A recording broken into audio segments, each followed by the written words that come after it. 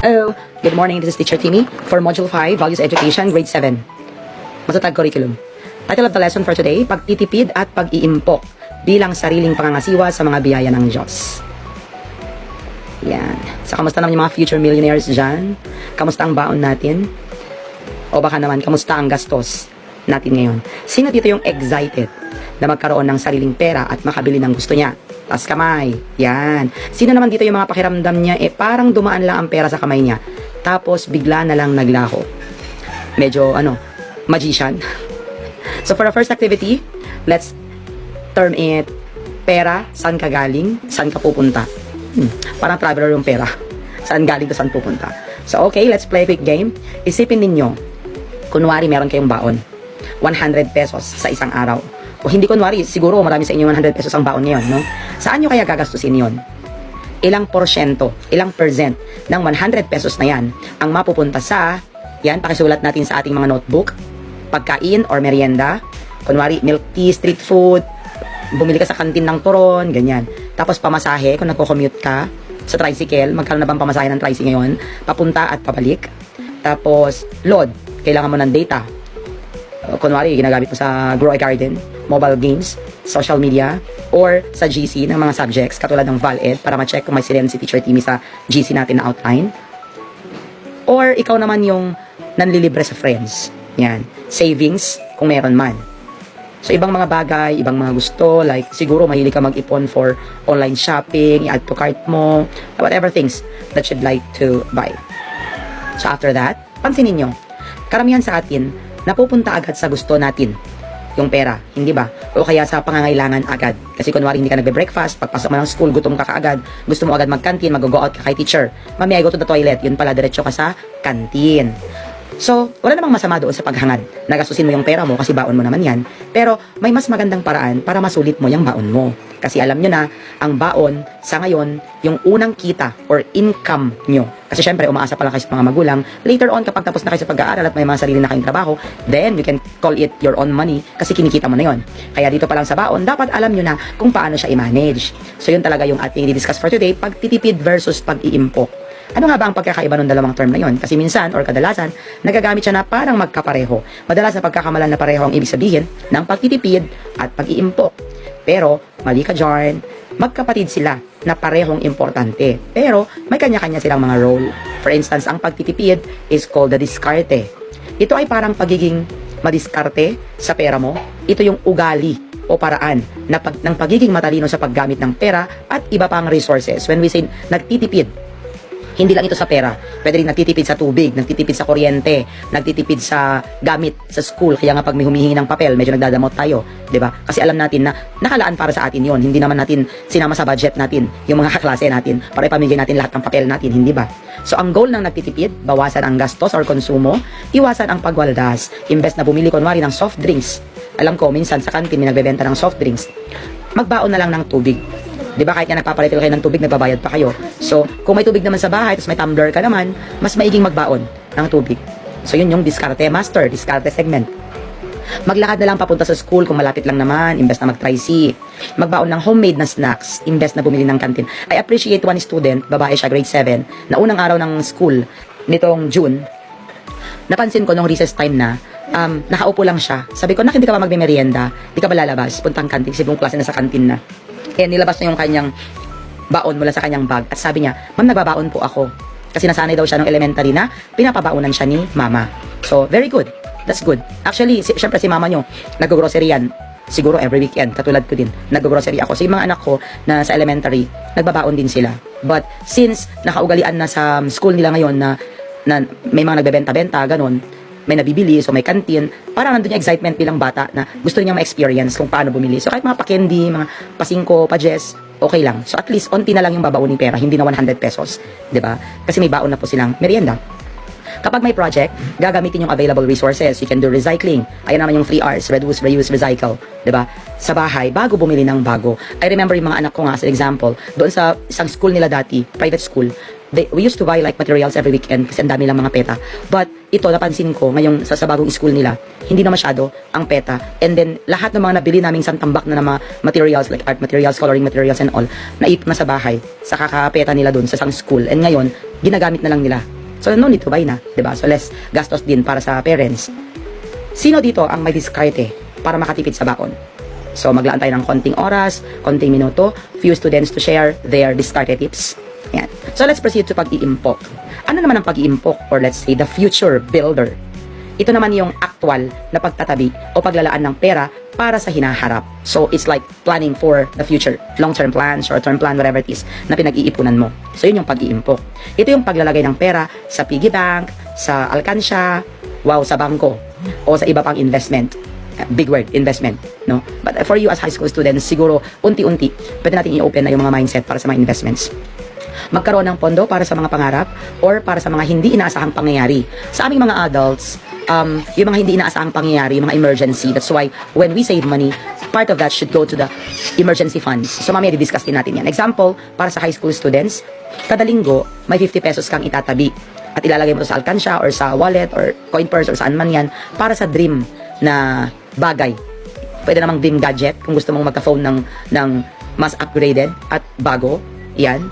At syempre, mas mahal kasi sa gamit mo ngayon, pero worth it kung pag-iipunan mo siya. Nagbubukas ka ng student savings account sa bank at doon ka naghuhulog ng baon mo. Kung sobrang laki na yung laman ng alkansya, pwede mo na siya indipat sa bank. And eto na yung 5 superpowers ng pag-iipon. Bakit ba natin kailangan mag-impok? Bukod sa para maging mayaman or magkaroon ng pera. Ito yung 5 superpowers na ibibigay sa iyo ng pag-iipon. Number 1, may financial shield ka. Ibig sabihin, may security sa hinaharap. Imagine, may biglang emergency, masisira yung gadget mo, yung cellphone mo, nabagsak mo, kailangan mo ipaayos. Ayan. May alaga kang aso, nagkasakit, kailangan mo siyang ipa-doktor. Even yung haircut. Di ba nga mas mahal yung gupit ng aso kaysa sa tao. So kung maipon ka, hindi ka na mamamroblema at hindi ka na hingi ng hingi sa magulang mo. Hindi mo na kailangan manghiram or worse, hindi mo na kailangan magnakaw, mangupit sa magulang. Yan ha.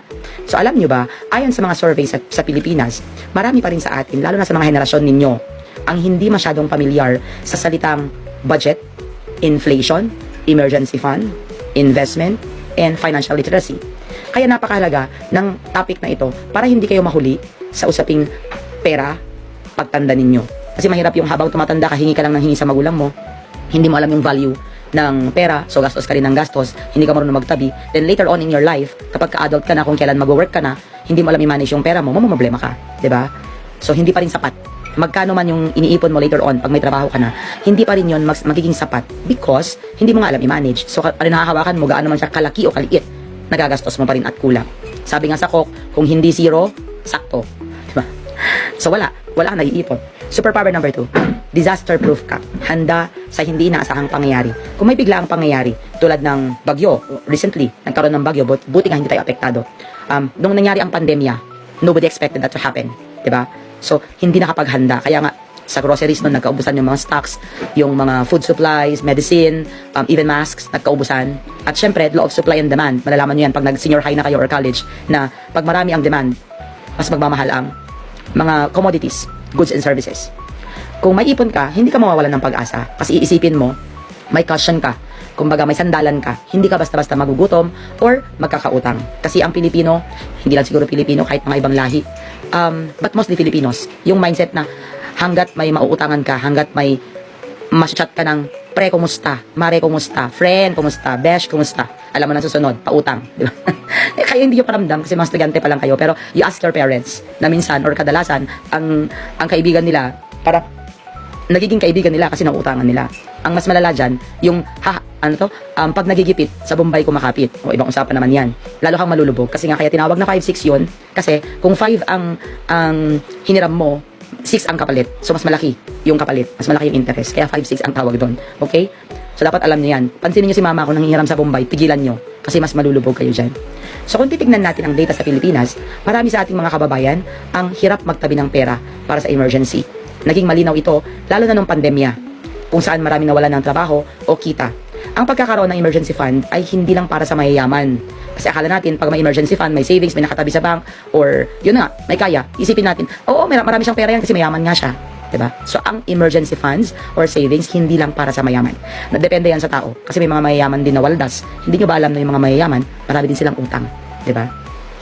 So, ito ay pangailangan para sa lahat. At mas magandang simulan habang bata pa kayo. And superpower number 3, master of self-control, disiplina sa paggastos. It comes with discipline. Ika nga. Kapag nag-iipon ka, natututo ka din kasing maging disiplinado. Hindi basta-basta gagastos sa kung ano-anong nakikita mo lang. Hindi yung by feeling. Yung feeling ko gusto ko tong i-add to cart. Tantanan nyo na kasi yung kaka-download ng application ng mga Shopee, Lazada, TikTok Shop, yung mga ganyan sa phone nyo. Para hindi na kayo natatempt na mag-add to cart. Ang masaklap niyan, add to cart ka ng add to cart, tapos si mama mo ang nagbabayad. 'Di ba? Yun ang masaklap doon. So, ito ang magiging training mo. Kasi kung bata ka pa lang, nag-add to cart ka na, makakasanayan mo yan. Tapos, para na siyang addiction, na kating-kati yung kamay mo, mayat may pipindot ka, tingnan mo, lalo na yung mga aabangan mo yung mga sale every month. For example, July tapos ng 7-7, no? So, abangan mo na ang August, 8-8. 8-8 sale, 9-9 sale, 10-10 sale. Alam nyo ba na strategy lang yan ng mga nagbebenta? Yung mga sale na yan, pareho lang din ang presyo niyan. Pero syempre, it gives you that promotion, mga strategies, marketing strategies para mas maengganyo ka na bumili ng bumili. Tapos bibigyan ka ng mga freebies, ng mga sale, mga price, mga ganyan. Tapos may mga voucher, yan, discounts and all that. Nakakala mo naman, sobrang nakatipid ka, yun pala, mas sobrang napagastos ka. At mahuhook ka na doon. Every time na lang na nagsisale, aabangan mo na yan. So ito ang magiging training mo para para sa mas malalaking desisyon sa pera pagtanda mo. Kasi pag hindi mo kayang disiplinahin yung sarili mo, ngayong bata ka pa lang, most likely pagtanda mo, mas mahirap mo nang ituwid yung mga mindset na yan. Superpower number 4, freedom fighter, financial independence. Gusto mo bang maging independent? Gusto mo bang hindi na umasa sa iba para sa mga gusto mo? Ang pag-iipon, ang susi dyan. Di ba nga, high school kayo, transition, so sabihin nyo, pinapakailaman ako ni mama, matanda na ako, hindi na ako bata, bla bla bla. Pero humihingi ka naman ng baon, di ba? Nagrereklamo ka pag inuutusan ka, pero humihingi ka pa rin naman ng baon. So as long as nakadepende ka sa magulang mo, it is but your obligation and your responsibility to listen to them. Ganun lang kasimple yun. So kung kaya mo na, mag-solo ka, huwag ka nang humingi ng baon. Yun. So kapag malaya ka na sa utang, wala pa naman siguro kayong utang, at may sarili ka ng pera, mas madali mong magagawa ang mga pangarap mo. 'Di ba? Alam ko ang taas ng pangarap nyo. Grade 7 pa lang kayo, pero yung pangarap nyo, parang, pang piloto. Ang taas, 'di ba? So sana umpisahan nyo doon. Kasi kahit gaano kalaki ang kikitain mo later on sa buhay mo, kung hindi ka marunong maghawak ng pera, mauubos mo din to. Superpower number 5, money manager ka. Pagpapahusay sa pamamahala ng pera. Dahil sa pag-iipon, mas magiging aware ka kung saan napupunta yung pera mo. Magiging matalino ka sa pagdedesisyon at alam mong i-differentiate yung needs sa wants mo. Now, paano kaya unti-unting makapag-ipon? Alam na natin yung superpowers, pero paano natin yan makukuha? Simple lang, sundan lang ang ating financial adventure map. So step 1, alamin ang iyong personal budget. Be a money detective. Alam nyo ba kung magkano ang baon nyo sa isang araw? Alam nyo, di ba? Sa isang linggo. Compute natin. Saan ito nagagastos? Katulad ng binigay ko kanina. Gagawa tayo ngayon ng may baon diary. Yan na, quick write down. Use your Valeded notebook. Isulat ninyo saan napupunta ang baon nyo. Unang column, daily. May total sa baba. Pangalawang column, weekly. And I want you to compute monthly also. And yearly. Kasi gusto kong makita kung may naitabi ka ba, savings. Magkano kaya inaabot nan? Kunwari 20 pesos sa 1 week. Magkano yan sa 1 month? 80. Magkano yan sa 1 year? So, 80 times 12. Diba? So, yung mga ganon. Tingnan natin. 1,600? Yeah, I think so. So, sa inyong notebook, pakilagay. Tapos, saan nyo kadalasan ginagastos yung pera? Take note, walang tama o maling sagot. And that's personal. Huwag na pong magkopyahan. Yan ay for awareness lang. Ayan. So, I'm giving you around 5 minutes to jot down your answers. And pagkatapos, I will ask 2 to 3 students to share kung meron bang natira. Again, yung experience ng mga estudyante ko previous years, some of them may naipon, some of them may nakalagay na savings doon. Pero nagtataka sila, saan napunta? Hindi nila alam. Tapos meron yung mga, ay, negative pa pala ako. O kaya pala ako nagkautang sa kaklase ko. Yung mga ganon. So kung alam mo kung saan pumapasok at lumalabas, mas madali mong makokontrol ang flow ng pera mo. Cash flow. Be a money detective. Step 2. Gumawa ng savings goal. Visualize your dreams. Ano ang pangarap mo? Bagong phone? Wow, medyo mataas, no? I don't know, t-shirt, ganon, gamit, pantalon, bagong sapatos. Masyado kasi mataas yung example dito, sabi niya, travel with friends after graduation. Pwede naman, grade 7 ka, planuhin mo yung travel with friends. Sa inyo, mga outing-outing lang, pwede na. Pag-ipunan mo, huwag mo nang hingin kay mama mo yung pang-outing mo para pumunta ka sa Maynards. Diba? Dapat sarili mo na, on your own na yun. So, hindi basta-basta mahuhulog yan sa langit. kailangan ng ipon at pagpaplano. Mas maganda yung meron kang goal para saan yung iniipon ko kaysa yung hindi mo alam kung para saan. Maglalaan kayo ng jar, alam mo yung mga jar, saving jars, labelan mo, lagyan mo ng, kunwari, outing, punta kami mag-swimming, ganitong petsa. So, before that petsa, before that date, nag-iipon ka na para hindi ka nahihingi. So, ayan, eksakto yung activity, my dream jar. So, isipin niyo may isang jar kayo sa harap niyo. Imagine lang muna. Anong gusto nyong ilagay sa dream jar na yan? Kung ile-label nyo, anong target nyo na gustong bilhin o gawin sa tulong ng naipon nyo? Sino ang gustong mag-share ng isang malinaw na savings goal? Kunwari, gusto ko makabili ng bagong sapatos worth, ayan, 1,500 pesos. Sa loob ng, may specific date yan, timeline yan, 3 months. So, tingin mo, yung 1,500 sa 3 months, magkano? Bawat buwan, 500. Bawat linggo, magkano? Bawat araw, magkano? So, dapat may ganun ha.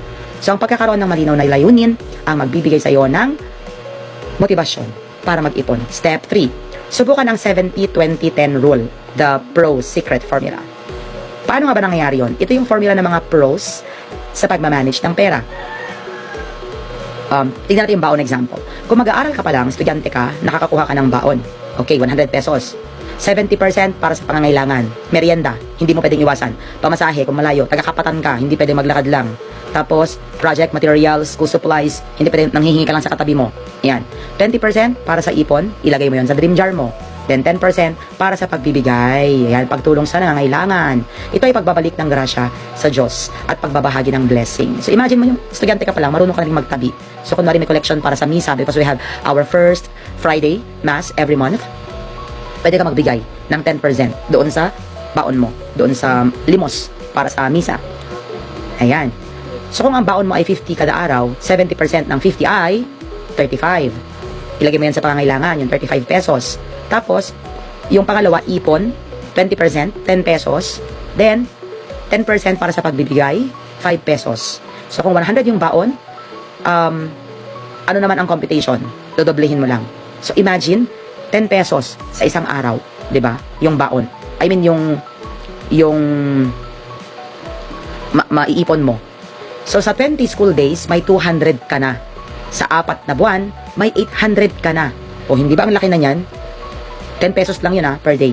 So step 4, gumamit ng 24-hour rule, fight the add to cart temptation. Alam niyo ba marami sa atin yung naaakit sa tinatawag na impulse buying? Yung bibili ka ng isang bagay na hindi naman dahil kailangan mo, kundi dahil gusto mo lang. O kaya nakita mo lang sa SOCMED. O kaya nag-trending ganon, napansin mo meron yung katabi mo, gusto mo din magkaroon, inggitero lang ang person. So dito mo ilalagay yung observation sa SOCMED at impulse buying. Gaano kadalas kayong nakakakita ng video, let's say sa TikTok o kaya sa Reels, na may nagpa-plan out ng kanilang pang-araw-araw na outfit o OTD o nagmumukbang o nagpapahikayat sa inyo, nag-e-encourage na bumili ng kung ano-anong mga bagay. Naisip nyo na ba na mag-add to cart o mag-check out sa Shopee or Lazada? Sino sa inyo nag-check out, nakaranas na? Yan, marami na sa inyo. At ito ang isa sa mga pinakamalaking kalaban ng savings.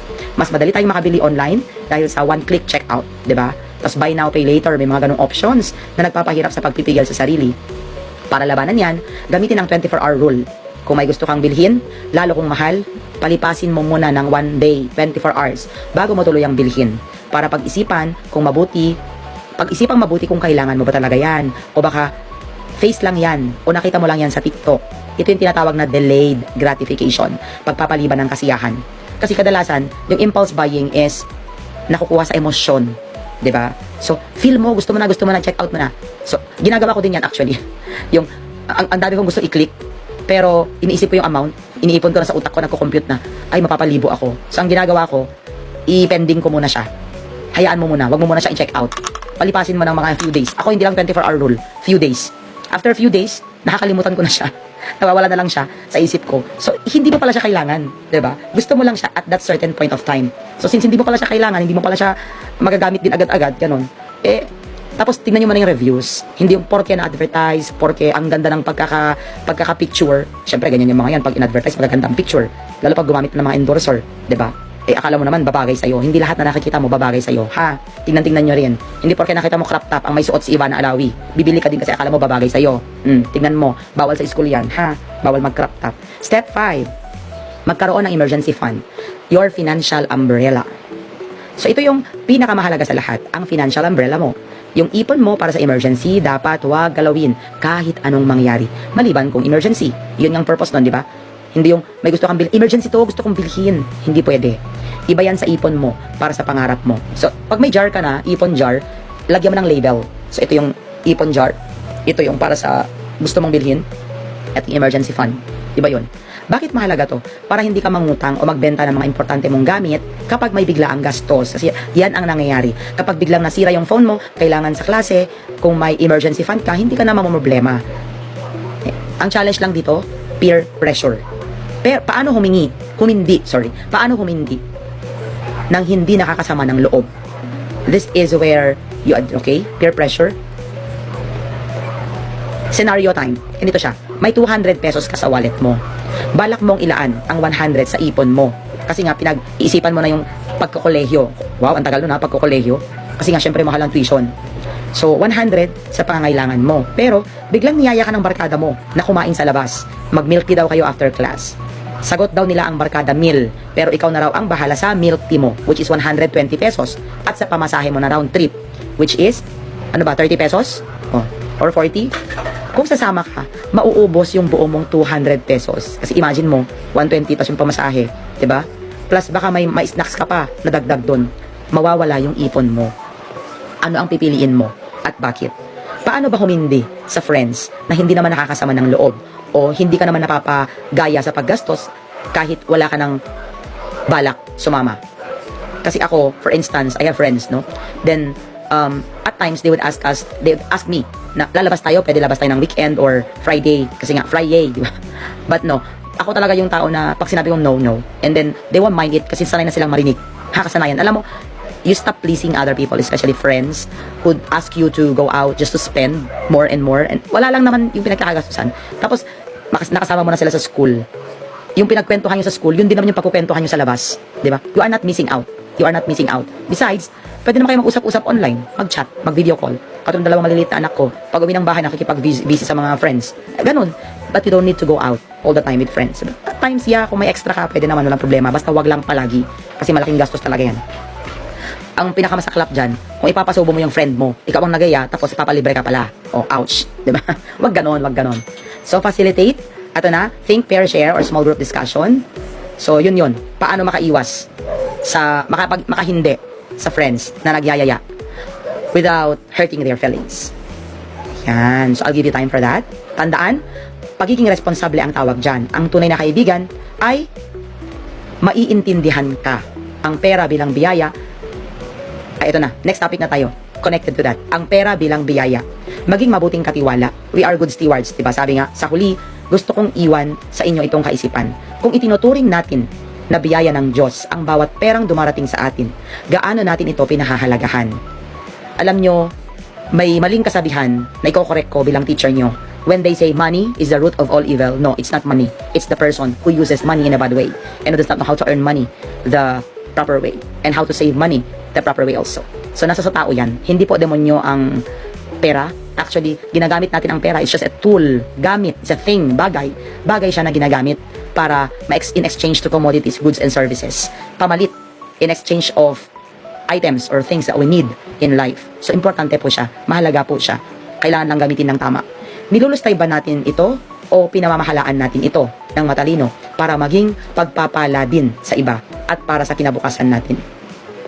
Ang pagiging good steward o mabuting katiwala ay hindi lang sa pagpapalago ng pera, kundi sa pagpapahalaga sa bawat sentimo at pagiging responsable sa mga resources na meron ka at pinagkatiwala sa iyo. Hindi kinakailangan maging mayaman para magkaroon ng ipon. Kahit isang simpleng tao ay maaaring maglaan ng pondo.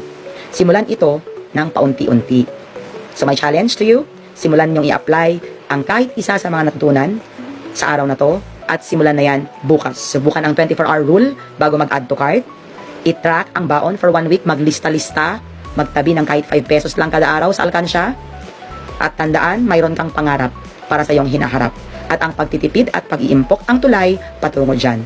Kung kaya ng iba, kaya mo rin. Kaya go, future millionaires, tandaan, later on, pag kayo'y kumita na ng pera, kailangan alam nyo rin itong i-manage. Yan ha. Kasi nga, kaya kayo nag-aaral para someday magkaroon ng trabaho. Magtatrabaho ka someday kasi para sumahod, para kumita. Kumita para saan? Para sa sarili, para sa pamilya. It's time for you to look back to your parents at since kayo naman ang pinapamper nila ngayon, kayo naman ang magpapamper sa kanila later on. Diba? At para makatulong, be a blessing to others as well. So this is Teacher Timmy saying, happiness is a choice. So always choose to be happy. Bye for now, grade 7. See you in class.